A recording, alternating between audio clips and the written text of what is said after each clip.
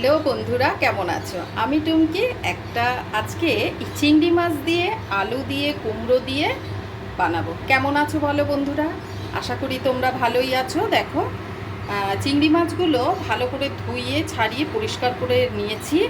এবারে ডুমো ডুমো করে কুমড়ো কেটেছি, মিষ্টি কুমড়ো আর আলু এই দিয়ে রান্নাটা করব। কড়াতে তেল বসিয়ে দিয়েছি। এবারে চিংড়ি মাছগুলো আমি অল্প করে ভেজে নেব, বেশি কিন্তু কড়া আছে ভাজবো না। দেখো, চিংড়ি মাছগুলো ভেজে নিচ্ছি আলগা আলগা করে। শুধু নুন দিয়েছি, হলুদ দিইনি। কেন জানো? হলুদ দিলে পরে তেলটা না পুড়ে ওঠে, কালো হয়ে যায়, ভালো লাগে না। আর লবণ দিয়ে মাখিয়ে রেখে দিয়েছিলাম 10 মিনিট আগে। এবারে অল্প অল্প করে নাড়াচাড়া করবো আর ভাজবো, বেশি কড়া কিন্তু ভাজবো না। এবারে দেখো, এর মধ্যে রয়েছে টমেটো পেস্ট আর কাঁচা লঙ্কা, পেঁয়াজ। আর কিছু দেব না। আর নুন হলুদ মিষ্টি তো স্বাদ মতন, আর একটু লঙ্কার গুঁড়োটা দেবো, অল্প করেই দেবো, বেশি কিন্তু ভাজবো না। এরকম অবস্থাতে আমি কিন্তু উঠিয়ে রাখছি। ফিরে আসছি। দেখো, আবার ফিরে আসলাম। এবারে চিংড়ি মাছগুলো উঠিয়ে রাখলাম। একদম মোটামুটি বড় সাইজের চিংড়ি মাছ। এই চিংড়ি মাছ তো গুটিয়ে গেলে একদম পুরো হয়ে যায়। আর আলু কুমড়ো দিয়ে তরকারি করব চিংড়ি মাছ দিয়ে। দেখতে থাকো, টুমকির পাশে থাকো। অল্প করে সর্ষের তেল লাগবে, সর্ষের তেলটা দিয়ে দেব। দেখো, তেলটা দিয়ে দিলাম। এবারে জিরে, গোটা জিরে দেব, শুকনো লঙ্কা দেব ফোড়নে। এবারে গোটা জিরে দিয়ে দিলাম ফোড়নে আর শুকনো লঙ্কা।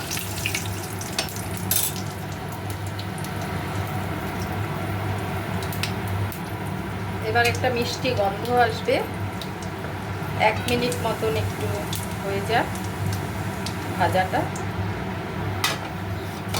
তারপরে আমি আলু আর কুমড়োটা কেটে রেখেছিলাম, ওই আলু কুমড়ো ভাজবো। কুমড়োটা আগে ভেজে তুলে রাখবো। কুমড়োটা নরম তো, কুমড়োটা তুলে রাখবো অল্প করে ভেজে। তারপরে আমি আলুটা ভাজবো। তোমরাও কি এরকম করো? তাহলে কিন্তু একটু কমেন্টে জানিও। আর আলু কুমড়ো চিংড়ি মাছ দিয়ে দারুণ স্বাদ লাগে। একদম ঘরে থাকা জিনিস দিয়েই করছি, কোনো বাইরের প্যাকেট জাতীয় মশলা দিয়ে করব না। শুধু পেঁয়াজ বাটা দিয়ে করব। আর চিংড়ি মাছ করলে তো কোনো তরকারিতে দারুণ স্বাদ লাগে।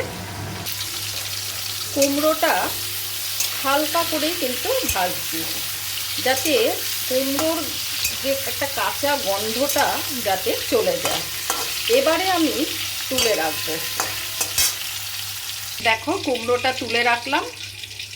এবারে ওই তেলের মধ্যেই আলুগুলো দিয়ে দিলাম। একটা আলুকে 4 পিস করে দিয়ে। আলু তো আমাদের ঘরে খুবই অল্প খাওয়া হয়।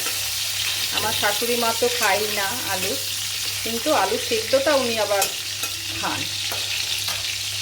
এবারে আলুটা ভাজবো একটু ঢাকনা চাপা দিয়ে, যাতে একটু সেদ্ধ মতনও হয়ে যায়। ফিরে আসছি কিছুক্ষণ পর, দেখতে থাকো, টুমকির পাশে থাকো। আলুটা কিন্তু আর ভাজবো না, আলু ভাজা হয়ে গেছে। এবারে আমি মশলা বাটাটা দিয়ে দিচ্ছি। জল দিয়ে ধুয়ে দেব। তেজপাতাটাও দিয়ে দিলাম। হলুদটা একটু পরে দেব, একটু কষিয়ে যাক তারপরে। হলুদটা আগে দেব না, হলুদটা পরে দিলে কি রঙটা ভালো আসে।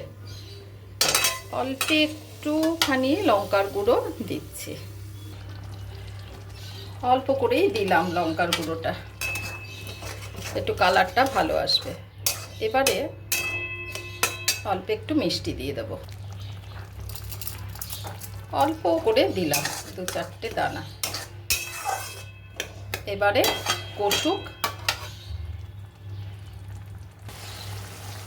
নুন দেওয়া হয়নি, নুনটাও দিয়ে দিলাম। এবার দেখো আস্তে আস্তে করে কিন্তু কালারটা চলে আসছে। এরকম অবস্থাতে চিংড়ি মাছটা আমি দিয়ে দেবো, যেহেতু চিংড়ি মাছ কিন্তু একটু সেদ্ধ হতে টাইম লাগে। কুমড়োটা কিন্তু পরে দেবো। এবারে এখান থেকে চিংড়ি মাছটা দিয়ে দেবো। দিয়ে দিচ্ছি চিংড়ি মাছ, আর মশলার সঙ্গে ভালো করে কষবে। আমি কিন্তু দেখো হলুদ কিন্তু দিইনি, এবারে কিন্তু হলুদটা দেব চিংড়ি মাছটা দেওয়ার পরে। টমেটো একদম লাল টকটকে টমেটোটা ছিল, আর এদিকে কইটুকুনি লঙ্কার গুঁড়ো দিয়েছি, তোমরা তো দেখতেই পারলে। এবারে হলুদটা দেব। দেখো স্বাদ মতন মানে পরিমাণ মতন হলুদটা দিলাম, আর অল্প একটু দেব, এই যে, আর দেব না। এবারে ভালো করে কষাবো। চিংড়ি মাছটাও আমার সেদ্ধ হয়ে যাবে, কষেও যাবে, বেশি টাইম লাগবে না। এবারে মশলা ধোয়া জলটাও দিয়ে দেব। এবারে এই কষানোর মধ্যেই অল্প একটু গরম মশলা গুঁড়ো দিয়ে দিলাম, ঘরে বাটা গরম মশলা। এর মধ্যে রয়েছে এলাচ আছে, দারচিনি আছে, আর লবঙ্গ আছে। আর কিন্তু পরে আমি আর কিন্তু দেব না গরম মশলা। গরম মশলার একটা উগ্র একটা মানে গন্ধ আসে না, অনেকে বেশি নামানোর আগে দেবে, আমি সেটা দেব না। এবারে মশলা ধোয়া দেখো জলটা দিয়ে দিচ্ছি। গ্যাসের ফ্লেমটা একদম আস্তে করে দিলাম, মিডিয়াম টু লো।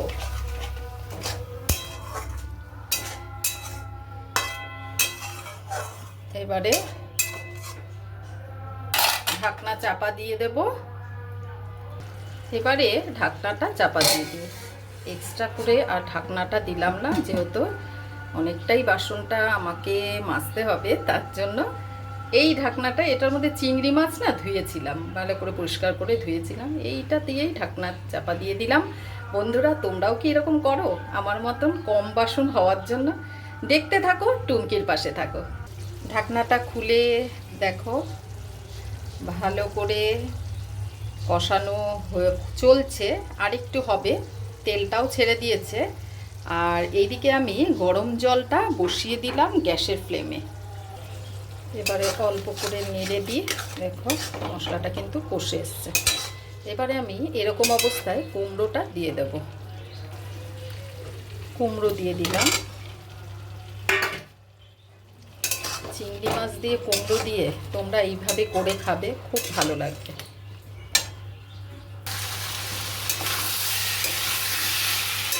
এবারে গরম জলটা আমি দিয়ে দেব। জলটা গরম জল দিলে কি তাহলে তাড়াতাড়ি সেদ্ধ হয়ে যাবে।